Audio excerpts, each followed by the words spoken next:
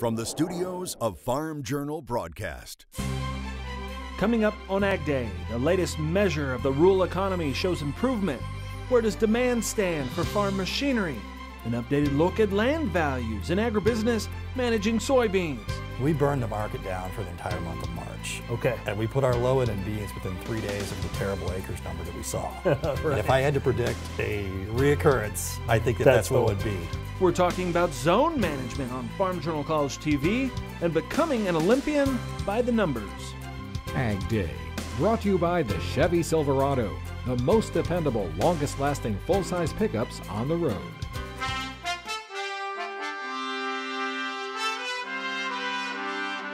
Good morning, I'm Clinton Griffiths. Bankers' moods are improving on the outlook for agriculture. The latest Rural Main Street Index from Creighton University is out today, posting its highest mark in almost 4 years. The overall index from February survey bouncing above growth neutral to its highest reading since May of 2014.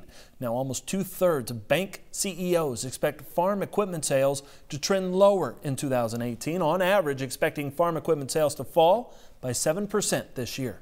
While there's hope farm incomes will improve, are farmers willing to invest in new equipment, or will they play it safe and find good used equipment? Tyne Morgan joins us from the floor of the National Farm Machinery Show with our leading expert, Tyne.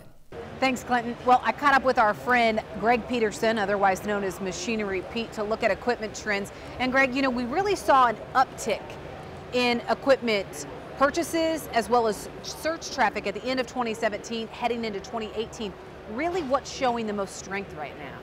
Well, tractors, Tyne, have been very strong. All tractors, 1- to 2-year-old large tractors, which is a little surprising end of the year. But again, we started to see stronger prices starting in November, and there's been strength. I think what's happening, you know, it's just 5 years now we've been in this lower cycle. And if you aren't buying new, the demand is there for the nicest used, and it applies across everything pretty much. So combines, we've seen some strong pricing, very strong lately. Planters, we've talked about recently, have been a little better, and tractors again have been very strong. So like when you're talking 5 to 20-year-old tractors, and you've seen some of these prices and auction prices come in, are you talking the strongest in a year, 2 years? I mean, really, how strong of values are you talking? Yeah, strongest in 2 to 3 years. In fact, in the seminar at the show, we were talking about the number of times we've seen tractors that are maybe 5 to 15 years old selling for the highest or second highest auction price in 22 to 35 months. So that's become kind of a common theme. So we're seeing these stronger prices, but if someone is in the market to buy, you know, what can they get the best deal on? Is there kind of a sweet spot? Is it the 1-year-old, 5-year-old, 20-year-old? Really, what brings the most value today? Well, I think you've got to get late model. And what seems like what everybody wants is approaching that 10-year-old tractor in really nice condition with low hours. So I tell people the way to think of it is get that tractor when it's 4 to 7 years old in really good condition with low hours. And then in a few years, you're going to have what everybody wants, whether you want to trade it at that point or keep it or whatever. So I think that's the value point. And I know you always preach quality, so no matter the years, if it's in good condition, good quality piece of equipment, it brings good money. Yeah, it does, and I think there's new ways for people to document how you've cared for equipment, not just shedding it, but video evidence, and it adds value. Yeah, good idea. Greg, thank you so much. We appreciate it. Here from National Farm Machinery Show in Louisville, Kentucky, I'm Tyne Morgan.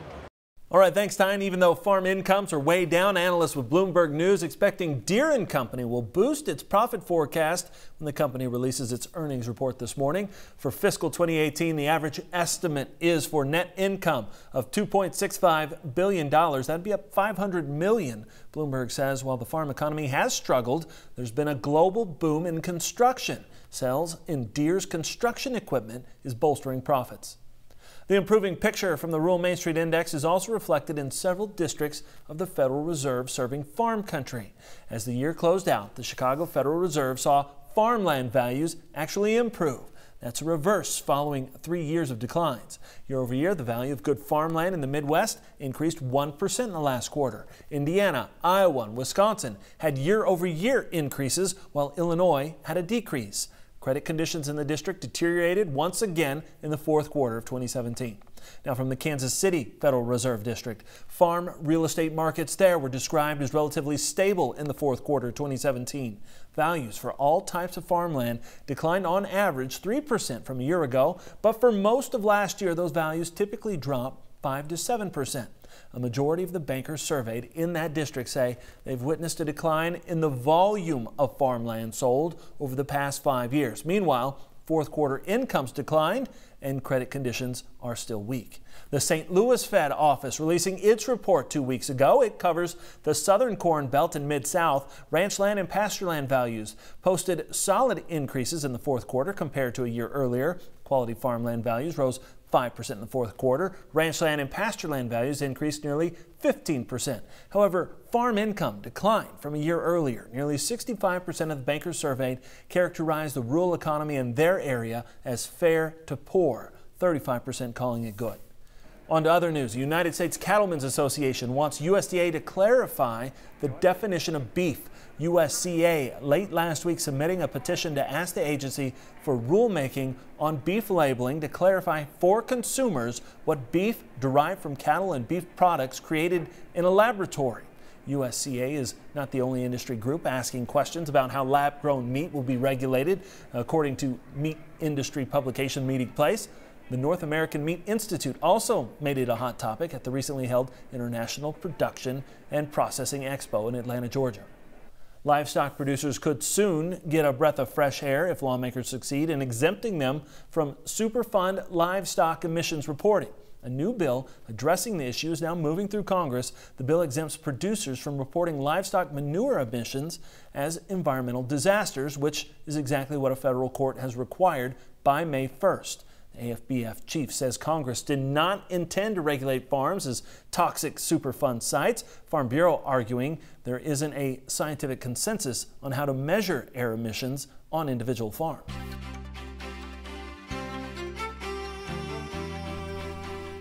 Let's turn our first look to weather with Mike Hoffman in today's Crop Comments. Good morning, Mike. Good morning, Clinton. Matt Carter, who farms in Sulphur Rock, Arkansas, shared some photos. He says it's been a dry fall and winter there. The drought monitor map shows that county is in moderate to severe drought. The cow is 5 years old and just dropped her 5th calf. He admits poor management on his part, but it worked. And we got this picture of baby calves from Joe Baumgardner in Wellington, Texas. He says it's too dry to farm. The last time they saw rain was the first week of October. Now, taking a look at the wind speed estimates, we're going to be a fairly windy day from the southern plains into the Great Lakes, even into parts of the southeast. A lot of that moves southward, but you can see more wind developing in the northern tier of states from the northern plains into the northern Rockies. By tomorrow morning, then, that will spread into the central Rockies, the western Great Lakes, and very windy at times across the northern tier of states tomorrow, except for the northeast. We'll talk about your forecast coming up, but first, here are some hometown temps. Ever wake up wondering what does today's weather have in store? Well, with weather updates, it delivers the local forecast right to your cell phone each morning to make preparing for the day easier. Just text Weather 6 to 31313 to get started. Soybeans getting a bounce on South American concerns. We'll talk beans and price action next at the Agribusiness Desk. And later, managing the different zones in your fields this spring. Advice from field agronomist Ken Ferry.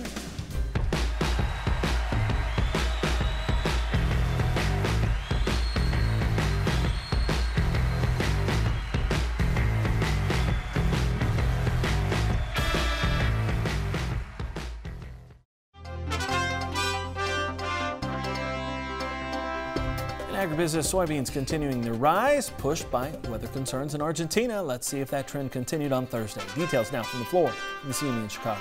Soybean market was higher again here on Thursday.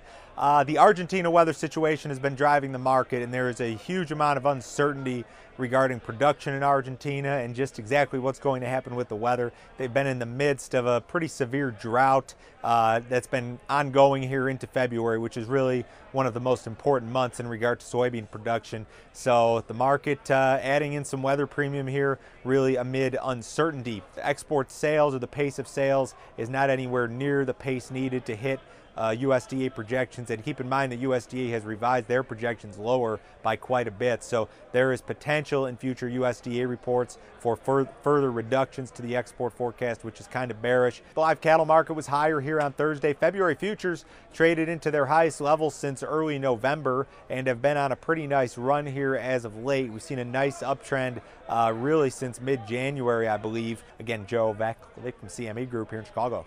Andy Schisler, our guest here at the Agribusiness Desk today with S&W Trading. All right, Andy, let's talk about marketing corn and soybeans, because as we watch what's happening in South America, we hear what's happening politically and with trade and all of this back and forth ahead of planting, serious planting. How are we making decisions for 2018? Well, looking back last year, and we'll talk about bean marketing, we traded between 10 and 1060. And Sure. we did it several times. It's like, so farmers kind of had an easy go of it, I think, for bean marketing. And so far this year, they kind of have too, because we had a pretty good rally in December off of dry weather in South America. Now we have another one in Argentina. We traded up towards $10 again. So I think guys sell this rally, and I think if it doesn't rain in Argentina, you continue to sell into it next week and the week after. Okay. But I think you generally want to build some kind of a bean position for the crop report on the 29th. And that really probably needs to be done the next 2 weeks. And I've done some of it already. I will do more as we go. But like last year, we were pretty good in February. Corn prices didn't do as much, but bean prices did do quite a bit, similar to now. And we burned the market down for the entire month of March. Okay. And we put our low in beans within 3 days of the terrible acres number that we saw. Right. And if I had to predict a reoccurrence, I think that's what it would be. What about on the corn side? On the corn side, I'm looking at, I really would like to get a 4 on corn. I sold $4 corn in October of last year. I'm looking to sell some more $4 corn for new crop. I've got open orders in. It's only 5 cents away, so it's pretty close. I was going to sell corn and sell a call option or create an accumulator, which would net me a price of something towards $4.25, which I think most people, from a hedge standpoint, can live with on their farms. So that's kind of my plan. I think it could be there to do, but I would keep your orders in, because you may get your big rally even in the overnights, and then you don't even see it in the day. So I'd keep open orders in to do sales, because I think it's pretty important. All right, well, appreciate the strategy. Thank you, Andy. We'll be back with more AgDay in just a minute. For one-on-one marketing advice, call Andy Schisler with S&W Trading at 312-506-3888.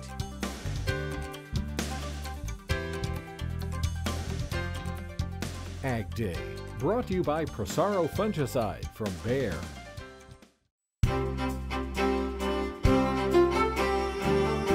Welcome back to AgDay. Meteorologist Mike Hoffman here looking at the drought monitor, and this is long-term drought and looks quite a bit different than the root zone moisture map that we saw earlier in the week. I know the Southern Plains, Texas, Oklahoma was actually better on the root zone moisture, but it's gotten worse on the drought. So long-term, it's still looking kind of bad in that area. And you can see very dry conditions with extreme to exceptional drought all the way from the Four Corner region across the Southern Plains into parts of Missouri.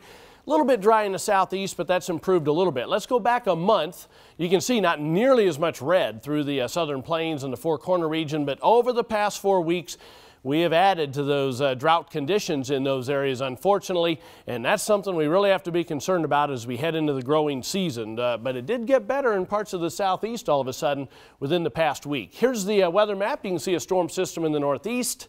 Another one all the way down off Baja, and one more northwest of Washington. You can see as we head through today, showers up and down the front from the Tennessee Valley into the mid-Atlantic states. A little bit of lingering snow by later today in the northeast. The northwestern system will be spreading some snow and valley rains as we head through that area, and some more rain for, unfortunately, it's kind of going to stay south, it looks like now, southern New Mexico, southeastern Arizona by late today, and most of that stays south of the Panhandle of Texas and Oklahoma, the way it looks, with some decent rains though with that system. So you can hope it comes a little farther north if you live in those areas. That's tomorrow morning. A little bit of snow in the northern plains heading through the day tomorrow. You can see how the rain turns to snow as it comes into a colder air. Central Appalachians, northern Virginia into our nation's capital.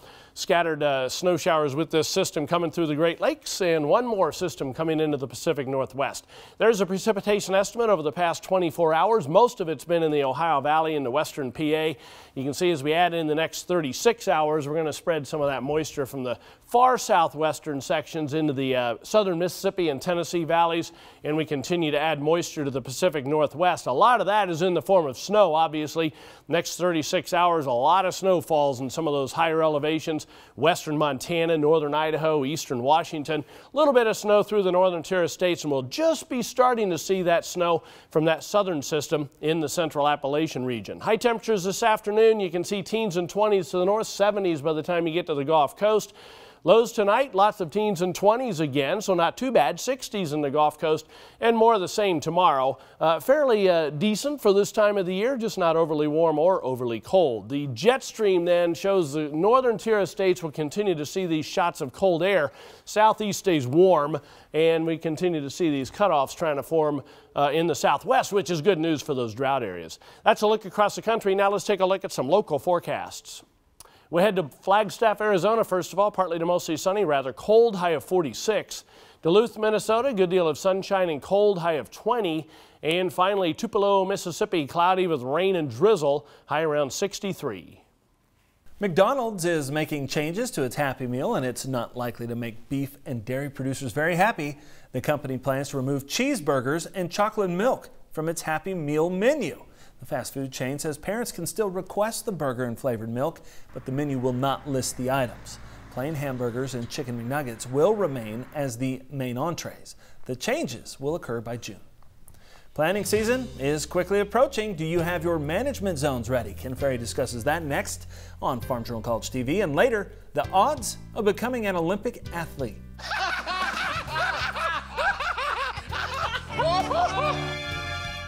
Uh-oh.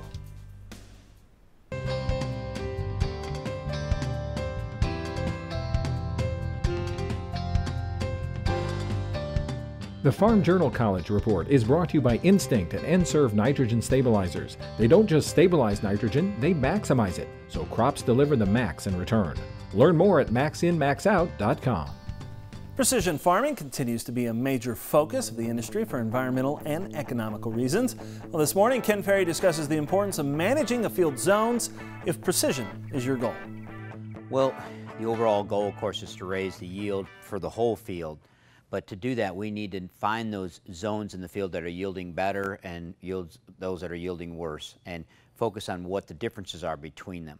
And we have to maybe learn something from the areas that are producing better and see if we can mitigate some of the risk or change the things in the areas that aren't.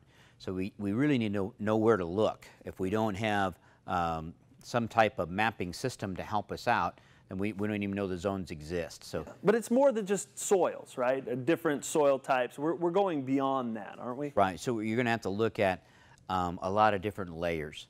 And the more layers that you can stack together, the more information you have to work with, the more years that you can stack together. So we look at a zone, and is it a seasonal zone? That's something that only happens once and may not happen again, like a herbicide problem. And we look for perennial zones, zones that show up maybe every year, or they show up every year a certain crop is grown in that area itself. So a perennial zone still has to be investigated, just like a seasonal zone, but there's going to be an environmental issue there that's probably causing that, and we may be able to fix that. In our seasonal zones, it's something we did that season, but we want to know what we did so we don't do that again. When we come back, your odds of making the Winter Olympics by state. AgDay, brought to you by Alivo Seed Treatment from Bayer. Protect your soybeans from SDS and nematodes this season.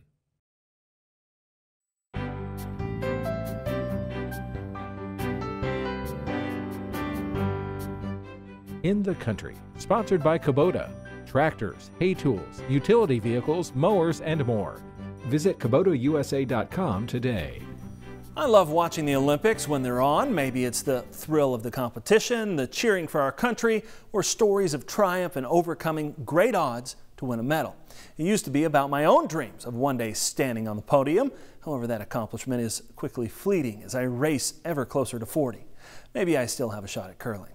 America's athletes come from a smattering of states, but this compilation of 2018's 242 Olympians shows which states are home to this year's competitors. And while winter athletes tend to come from winter-heavy states, not all do. America's team members generally come from areas near training facilities. Interestingly, Vermont, with one of the lowest populations among U.S. states, is a hotbed for Winter Olympians this year. This heat map created by ThunderBombSurf.com shows the states with the most Pyeongchang athletes per capita.